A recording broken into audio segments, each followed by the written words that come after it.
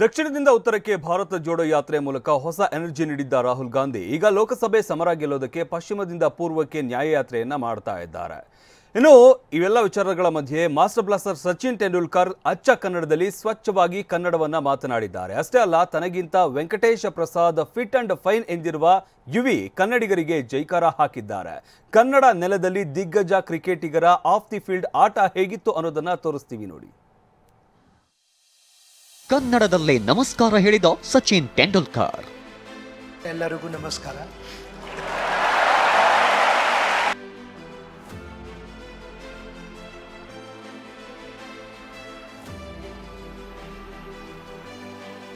Cricket ದೇವರನ್ನು ನೋಡೋದೇ ಒಂದು ಭಾಗ್ಯ.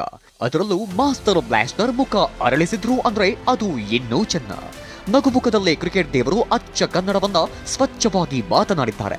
ಮೈಕ್ ಮುಂದೆ ಬರುವ ಸಚಿನ್ ತೆಂಡೂಲ್ಕರ್ ಕೈ ಮುಗಿದು ಎಲ್ಲರಿಗೂ ನಮಸ್ಕಾರ ಎಂದಾಗ ಕಾರ್ಯಕ್ರಮದಲ್ಲಿದ್ದ ಕರುನಾಡಿಗರೆಲ್ಲ ಚಪ್ಪಾಳೆ ತಟ್ಟಿ ಶಿಲ್ಲೆ ಹೊಡೆದು ಹುರಿದುಂಬಿಸಿದ್ರು. ಎಲ್ಲರಿಗೂ ನಮಸ್ಕಾರ, ಎಲ್ಲರಿಗೂ ನಮಸ್ಕಾರ, ಎಲ್ಲರಿಗೂ ನಮಸ್ಕಾರ.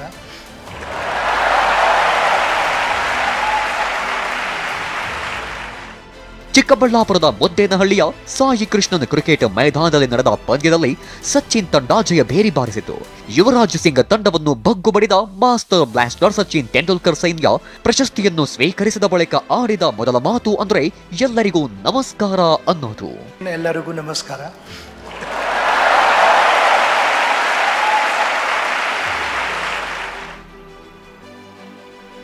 ರಿಯಲ್ ಬೆಂಕಿ ನಮ್ಮ ಯುವಿ ಎಂದ ವೆಂಕಟೇಶ್ ಪ್ರಸಾದ್.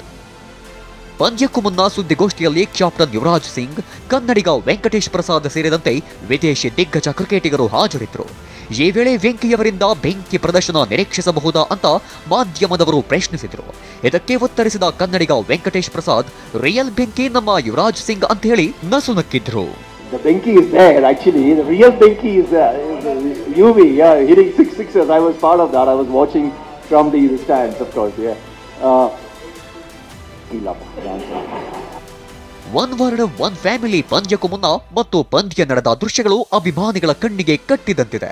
ಅದರಲ್ಲೂ ಮಾಸ್ಟರ್ ಬ್ಲಾಸ್ಟರ್ ಸಚಿನ್ ತೆಂಡೂಲ್ಕರ್ ಕಸ್ತೂರಿ ಕನ್ನಡದಲ್ಲಿ ನಮಸ್ಕಾರ ಹೇಳಿದ್ದು ಕನ್ನಡಿಗರ ಖುಷಿಯನ್ನೇ ಇಮ್ಮಡಿಗೊಳಿಸಿದೆ.